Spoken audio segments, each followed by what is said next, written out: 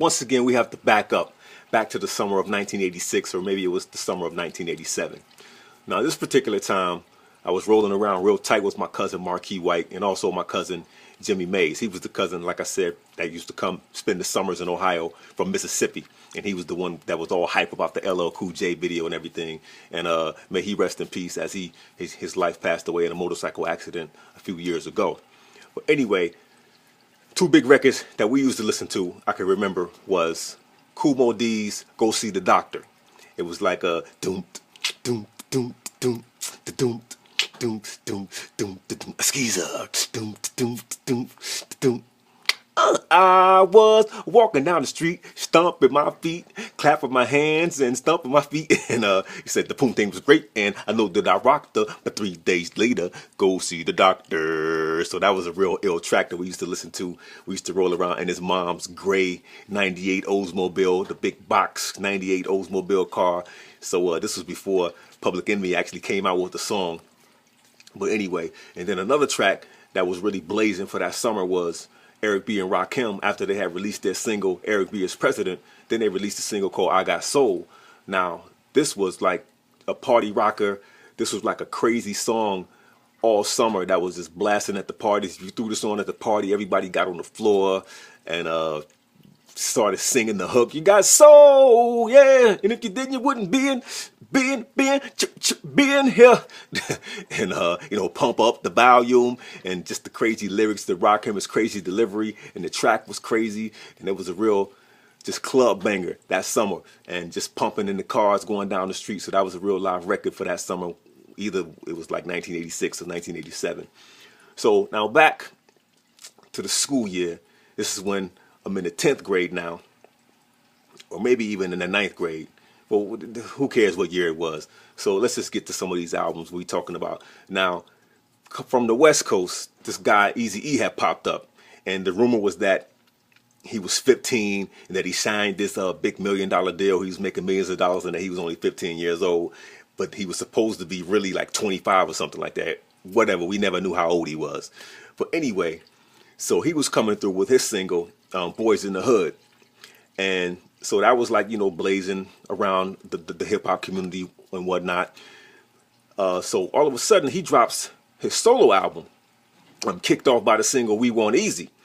So within this single, you had, Dr. Dre is on there, all corny in the video. Come on, we want easy. Come on, say it, say it, say it. So, and this was after NWA had dropped their Gangsta song and all of that.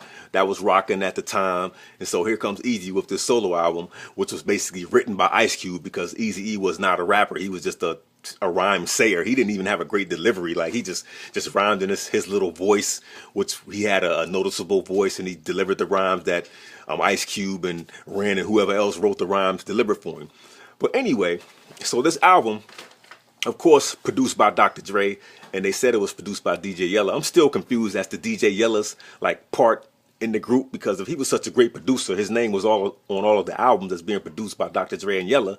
Like, he never produced anything after NWA. It was Dr. Dre who was making all of this music, and he has the great producer music career, like, while DJ Yella went into producing porn movies. But anyway, but all of the NWA albums and this album by Eazy-E was produced by Dr. Dre and DJ Yella. So I thought they were like two of the funkiest producers, because I liked the beats on the album, even though, Eazy's rhymes were whack.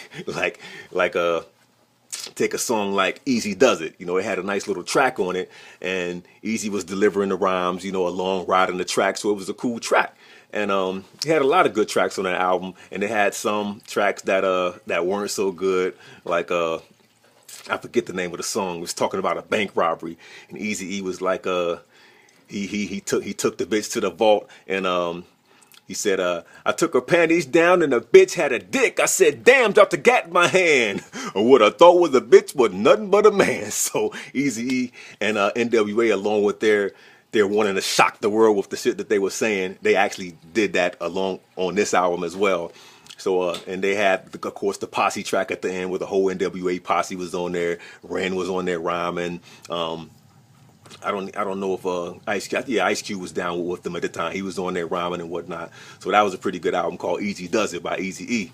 that had a good influence on me, that had me dreaming about wanting to be a rapper. Especially I used to watch that video and watch them on stage, and Easy like, why not take all of me, taking his zipper down like to the crowd, like playing to the crowd. So that was a nice album that I liked. Now another one a little bit after this that came through by NWA was NWA Straight Outta Compton. Now Straight Outta Compton, I think they dropped a single called Straight Outta Compton, and of course it was an edited version on the radios and whatnot, but I had gotten a hold to the album. I had it on the tape, of course. Like I said, I was the tape bandit, so I had the album on tape, and so I got the dirty version. And of course, like the song that shocked the world and really what kind of put this album on the map was the song Fuck the Police. Once again, Fuck the Police is produced by Dr. Dre and Yella. Now, Fuck the Police, the rappers on it were Ice Cube and Ren. Now, this song is just crazy hard. Like, the beat, I always loved that beat on every album that I heard it on. It's like,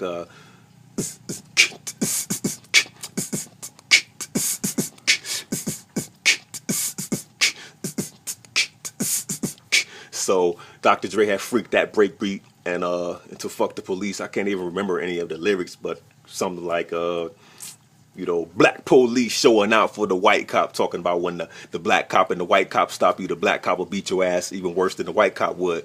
But the song was basically Fuck the Police. And it was Fuck the Police, fuck the police. They were scratching, that was by Easy. Fuck the police, scratching that during the hook and whatnot. And it was a crazy track. The album was really crazy. And another nice track on there was it was like I Ain't the One by Ice Cube. Like, I ain't the one who get played like a boot butt when I'm dealing with a girl, so I know what's up. Talking about he ain't getting the girl's nails done, he's not getting her hair done. Like Ice Cube, I need some money to get my nails done. Like, I ain't your husband. He's like basically taking a parody off of